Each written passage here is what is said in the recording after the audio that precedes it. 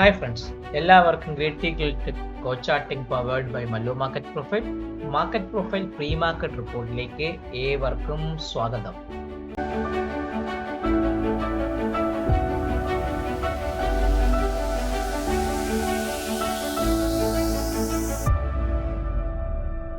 നാളെ June 3 video ആണ് ഞാൻ തയ്യാറാക്കുന്നത്.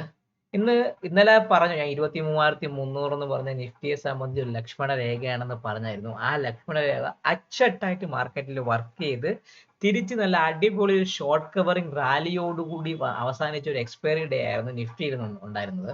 നമ്മളെ മാർക്കറ്റ് ഓപ്പൺ ചെയ്ത് 23,300 270 ഭാഗത്ത് ഓപ്പൺ ചെയ്ത് S1 ഭാഗത്ത് തട്ടി തിരിച്ച് കയറി ബെയറിഷ് റെഫറൻസ് കട്ടി ഈ ഭാഗത്ത് കിടന്ന് കളിച്ചു. പിന്നെ എച്ച് പീരീഡിൽ ഹാമർ പീരീഡിൽ ജി പീരീഡിൽ തുടങ്ങിയ ഒരു കയറ്റം എച്ച് പീരീഡിൽ നിന്ന് അടിപൊളിയായിട്ട് കയറി മാർക്കറ്റ് ഒരു എക്സ്ട്രീം ഹൈയിലേക്ക് മാർക്കറ്റ് ക്ലോസ് ചെയ്ത ദിവസമായിരുന്നു നിഫ്റ്റിയെ സംബന്ധിച്ചിട്ടുണ്ടായിരുന്നത്.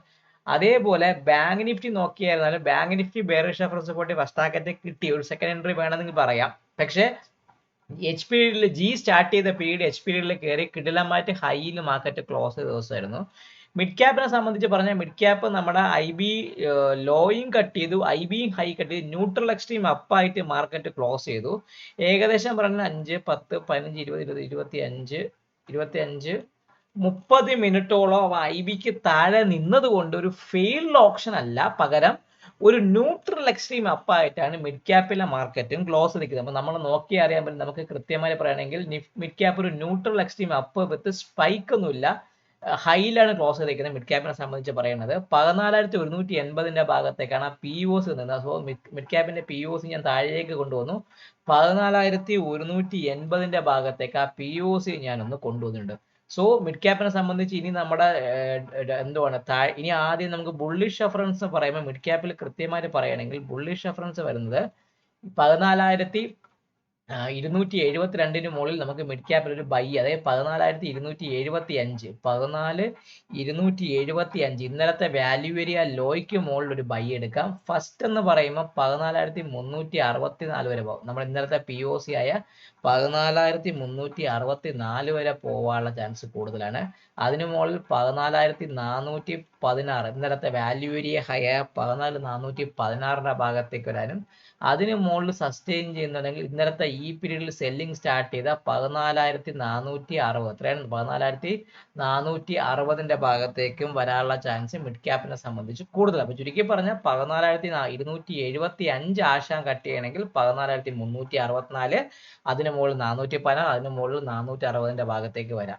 ഇനി സെല്ലിംഗ് എന്ന് പറയുമ്പോൾ 14,112 പൊട്ടയാണെങ്കിൽ ഞാനൊരു സെല്ലിങ്ങിനെ കുറിച്ച് അതായത് നമ്മളെ സംബന്ധിച്ച് പറയുകയാണെങ്കിൽ സെല്ലിംഗ് സ്റ്റാർട്ട് ചെയ്യുന്നത് 14,112 പൊട്ടയാണെങ്കിൽ ഞാനൊരു സെല്ലിങ്ങിനെ കുറിച്ച് എത്രയും 14,112 പൊട്ടയാണെങ്കിൽ ഒരു സെല്ലിങ്ങിനെ കുറിച്ച് സ്റ്റാർട്ട് ചെയ്യും. ഫസ്റ്റ് ടാർഗറ്റ് എന്ന ഇന്നത്തെ ലോവൽ ലെവലായ 14,060 ഭാഗത്തേക്ക്, അതായത് 14,060 ഭാഗത്തേക്ക് വരാം.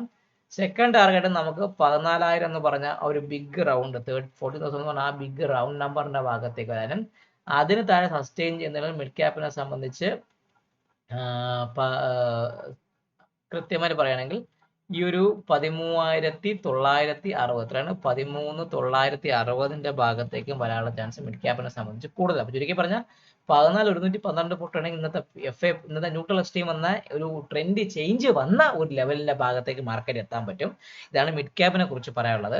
നാളെ ഒരു ട്രേഡ് ഓപ്പർച്യൂണിറ്റി ഉണ്ട്. നമുക്ക് ഈ 14,112 ഭാഗത്തൊക്കെ മാർക്കറ്റ് കിട്ടുകയാണെങ്കിൽ മാർക്കറ്റിൽ ഒരു ബൈയെ കുറിച്ച് നിങ്ങൾക്ക് ചിന്തിക്കാവുന്നതാണ്. കാരണം വേറെ ഒന്നുമല്ല, ഇതൊരു എന്തുവാണ്, ഒരു ഇന്നത്തെ ട്രെൻഡ് ചേഞ്ച് തന്ന ന്യൂട്രൽ എക്സ്ട്രീം എന്ന് പറഞ്ഞാൽ തന്നെ അറിയാം ട്രെൻഡ് ചേഞ്ച് എന്നാണ്.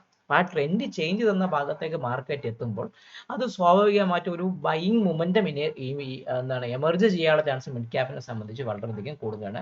ഒരു open option out of the range ആയിരുന്നു, ന്യൂട്രൽ എക്സ്ട്രീം അപ്പായിട്ടാണ് മിഡ് ക്യാപ്പ് ക്ലോസ് ചെയ്തിരിക്കുന്നത്. ഇനി നമുക്ക് അടുത്തത് നിഫ്റ്റി. ബാങ്ക് നിഫ്റ്റിയിലേക്ക് പോകുമ്പോൾ ബാങ്ക് നിഫ്റ്റിയെ കുറിച്ച് പറയുകയാണെങ്കിൽ ബാങ്ക് നിഫ്റ്റി ഒരു ട്രെൻഡ് അപ്പാണ്, ഒരു ഓപ്പൺ ടെസ്റ്റ് ഡ്രൈവ്, ഒരു ട്രെൻഡ് അപ്പ് OAOR ആയിരുന്നു വന്നത്, open option out of the range ആയിരുന്നു, ഒരു ട്രെൻഡിങ് അപ്പായിട്ടാണ്, ഓപ്പൺ ടെസ്റ്റ് ഡ്രൈവിന്റെ വോളിയൊന്നുമില്ല, ഒരു ട്രെൻഡ് അപ്പായിട്ടാണ് മാർക്കറ്റ് ക്ലോസ് ചെയ്യുന്നത്. ഹാമറിൽ വന്ന സിംഗിൾ പ്രിന്റ് കൃത്യമായിട്ട് കിടപ്പുണ്ട്.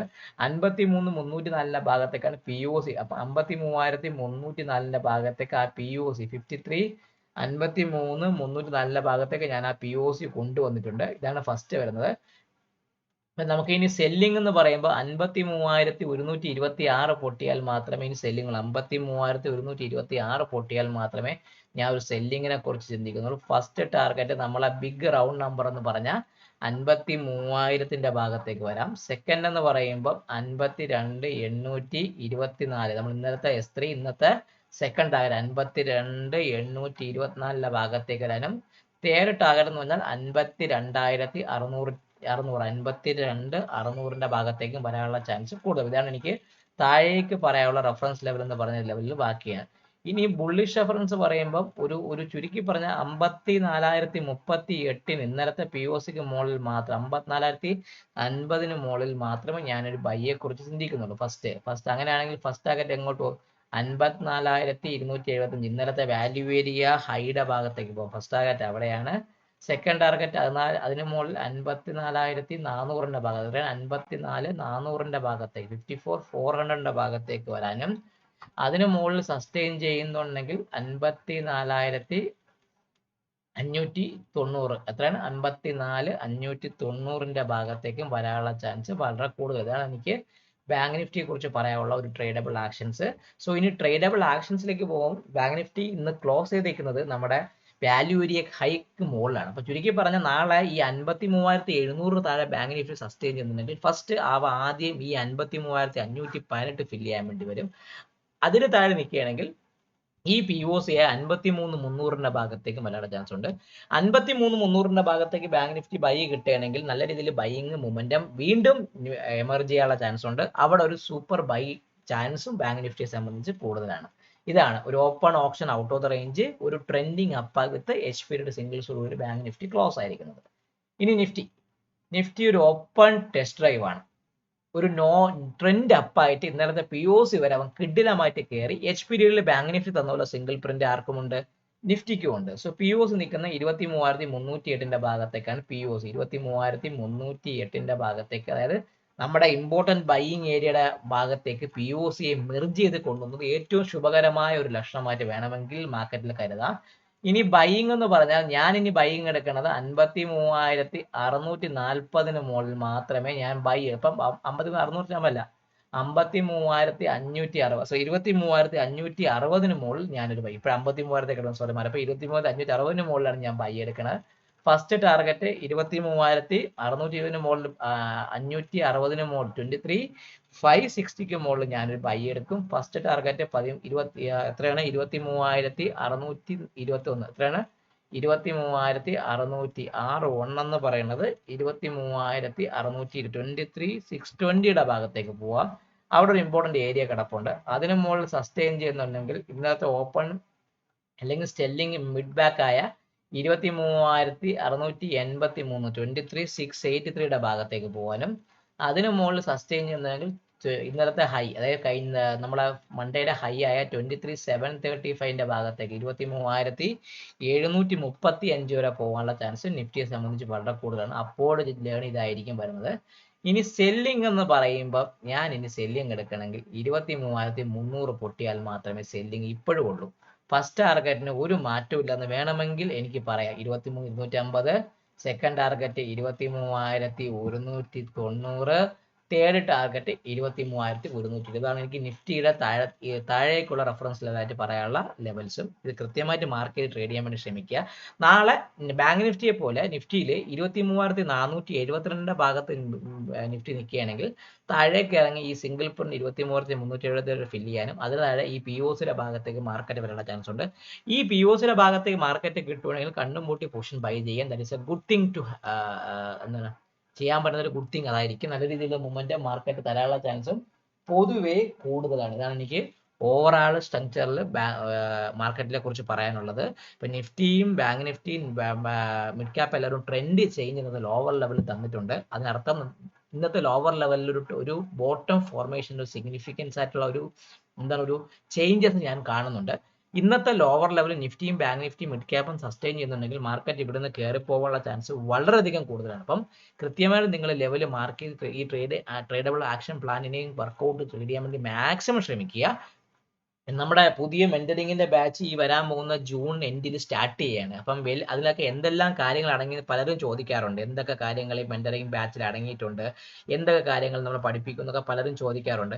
ബെസ്റ്റ് അതിനുള്ള കാര്യങ്ങൾ എന്ന് പറയുമ്പോൾ നമ്മൾ കൃത്യമായിട്ട് പറയുകയാണെങ്കിൽ നമുക്ക് നമ്മുടെ മെന്റർഷിപ്പ് ബാച്ചിൽ ഉൾപ്പെടുന്ന നമ്മുടെ നമ്മുടെ പ്ലാറ്റ്ഫോം സർവീസിലും ആക്സസ് കാണിക്കും. നമ്മുടെ നിങ്ങൾ ഒരു ബാച്ചിൽ കയറി കഴിഞ്ഞാൽ അടുത്ത ബാച്ചിൽ നിങ്ങൾക്ക് ക്ലാസ് മനസ്സിലായിട്ടില്ല എന്നുണ്ടെങ്കിൽ നെക്സ്റ്റ് ബാച്ചിലേക്ക് അത് കണ്ടിന്യൂ ചെയ്ത് കൊണ്ടുപോകാനുള്ള ചാൻസ് നിങ്ങൾക്കുണ്ട്. പിന്നെ എല്ലാ ക്ലാസ് റെക്കോർഡിങ്സിന്റെ ആക്സസ് കാണും.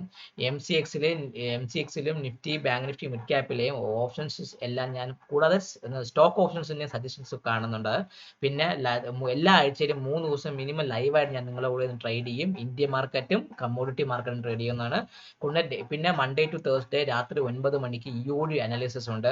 പിന്നെ മന്ത്ലി 1 പ്രാവശ്യം 2 പ്രാവശ്യം നമ്മുടെ സൈക്കോളജി സെഷൻസും ട്രേഡിങ്ങിന്റെ നമ്മുടെ ഡിഫിക്കൽട്ടീസ് ഒക്കെ എങ്ങനെയാണ് ഓവർകം ചെയ്യുന്നതിനെ കുറിച്ചുള്ള ഒരു സൈക്കോളജി പറയാൻ പറ്റില്ല, എക്സ്പീരിയൻസ്ഡ് ആയുള്ള സെഷൻസ് കൊടുക്കുന്നുണ്ട്. പിന്നെ 1-to-1 നമ്മളെ സപ്പോർട്ട്, നിങ്ങളുടെ വിഷമങ്ങളും എൻ്റെ വിഷമങ്ങളും നമുക്ക് പരസ്പരം അങ്ങോട്ടും ഇങ്ങോട്ടും ഒക്കെ പറഞ്ഞ് നമുക്ക് മാർക്കറ്റിനെ കുറിച്ച് ചർച്ച ചെയ്യാവുന്ന 1-to-1 സെഷൻ കൊടുക്കുന്നുണ്ട്.